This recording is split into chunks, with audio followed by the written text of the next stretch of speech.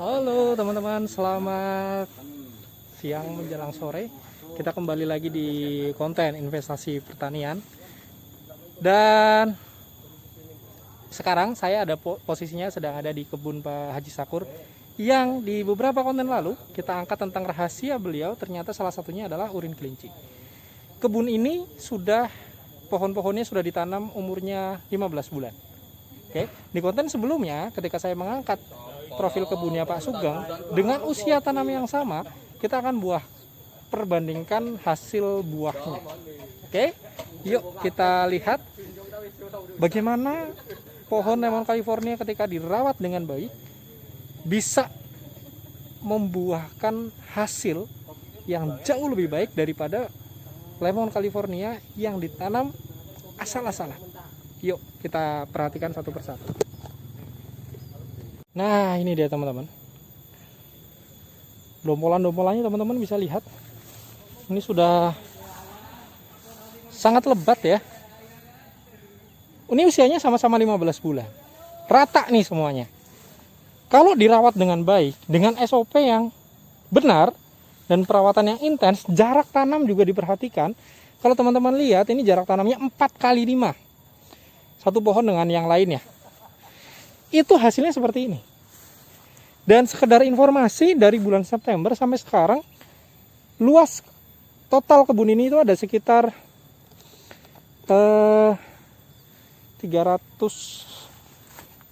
pohon lah. 600 pohon sampai sekarang itu sudah 3 ton yang diangkat atau panen. Berarti rata-rata per pohon sudah bisa menghasilkan 5 kilo buah rata-rata. Oke, dan tadi saya ngobrol dengan Pak Haji Sakur pemiliknya. Ini modal untuk perawatan, untuk penanaman, tenaga kerja, dan yang lain sebagainya. Ini udah balik modal. Satu yang perlu teman-teman ketahui, ini ada bekas pohon pepaya. Banyak pertanyaan yang masuk ke saya, Mas, itu tumpang sarinya bisa atau enggak, kok jarak tanamnya kok luas banget.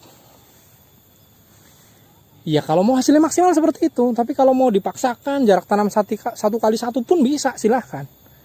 Mau dipaksakan dengan tumpang sari, ada pepaya, ada apa, silahkan, tapi juga hasilnya nggak akan maksimal. Inilah kenapa di sini pepaya semua ditebangin, karena ini dulunya sebelum jadi lemon California, ini adalah kebun pepaya. Tapi Pak Haji Sakur mau membabat semua pepayanya dan mengutamakan tanaman utamanya yaitu lemon. Nah, sekarang lemonnya bisa berproduksi secara maksimal. Nah, jadi gitu teman-teman. Saya sudah memberikan gambaran kepada teman-teman. Ada kebun yang dirawat dengan apa adanya. Ya, walaupun memang yang kemarin itu karena dia salah satu korban penipuan ya, tapi ini menunjukkan bahwa kalau misalnya satu kebun lemon California ditanam ala kadarnya dengan tidak memperhatikan SOP, dengan ya udah yang penting tanam habis itu tinggal, jarak tanam bodo amat gitu ya, hasilnya seperti itu. Sudah saya tunjukkan di video sebelumnya. Tapi kalau misalnya ini mau contoh satu kebun yang ditanam dengan SOP yang betul, dengan jarak tanam yang ideal, maka hasilnya bisa maksimal seperti ini. Nah, kurang lebih begitu teman-teman. Ini kita ketemu langsung sama Pak Petani nih. Kebetulan kaosnya sama, cuma beda warna aja. Yang membedakan antara kebun ini dengan kebun Pak Sugeng di video sebelumnya, selain jarak tanam, apa aja pakai? Pertama, saya katakan perbedaannya jauh ya. Pemilihan bibitnya saja saya katakan sudah salah. Dan yang kedua, faktor pemupukan. Pemupukannya, interval pemupukannya jauh. Dia hampir tidak menggunakan pemupukan treatment organik sama sekali. Dia hanya pertumbuhannya daun. Akhirnya di fase dari vegetatif ke generatifnya itu tersendat atau berbuah tapi tidak banyak. Kalau ini treatmentnya jenengan bisa lihat posisinya dari yang bunga sampai dengan yang ukuran kecil itu ada semua di setiap pohon. Ini karena treatment pemupukan, bukan karena yang lain. Bibit dan treatment pemupukannya memang sudah sudah diukur sedemikian rupa sehingga memberikan sebuah hasil sepanjang bulan itu kita produksi.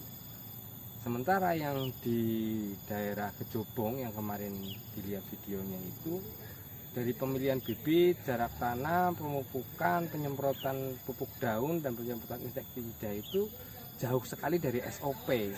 Kasihan petani ketika seperti itu gitu. Ya Puasa ya. iya, puasa dan tidak mendapatkan hasil apapun, pengeluarannya tiap bulan keluar dan tidak ada hasil, ya kasihan. Padahal mereka sudah mengeluarkan pembiayaan paling tidak sudah 80 sampai 85.000 per pohon untuk perawatan di luar bibit. Di luar bibit itu sudah luar biasa mahal itu.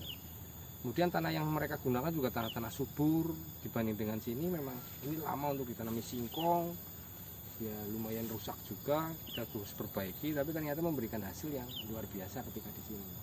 Ini rezekinya Pak Haji Sakur ini sebetulnya. Selain memang intensitas perawatannya yang baik dan pemupukannya yang bagus, tapi memang di sisi lain memang ya rezeki juga petani ketika seperti ini. Saya juga lihatnya senang. Bisa dilihat di sebelah sana ada yang bunga, ada yang ukuran kecil, dan ada yang pentil juga, kemudian ada yang rontok bunga, dan ada yang baru bunga. Ini fasenya jelas sekali. Ini baru bunga muncul. Ini yang kelihatan selisih ini dengan ini 2 minggu, ini dengan ini 1 bulan, kemudian ini dengan ini 2 bulan. Kemudian ada lagi yang masih kecil lagi ukuran sekelereng itu yang sebelah sini Mas. Ini fasenya sudah beda lagi. Ini total jumlah buah yang ada di sini totalnya sekitar 350. Ketika 1 kilo itu isi 7, saya katakan isi 7, itu berarti ada 50 kilogram dalam satu pohon. Itu periode untuk 6 bulan ke depan. 6 bulan ke depan berarti 6 bulan ke depan lagi 50 kilo. Kita akan mentok di 100 kilo per pohon. Ini satu keuntungan yang luar biasa. Ketika harga jatuh 4.000 saja, petani masih untung karena jumlah tanamannya 600 kali 400.000. Karena 1 ton, 1 kintal. Berarti kan sekitar 240 juta. 240 juta untuk luasan lahan 1 hektar dalam setahun.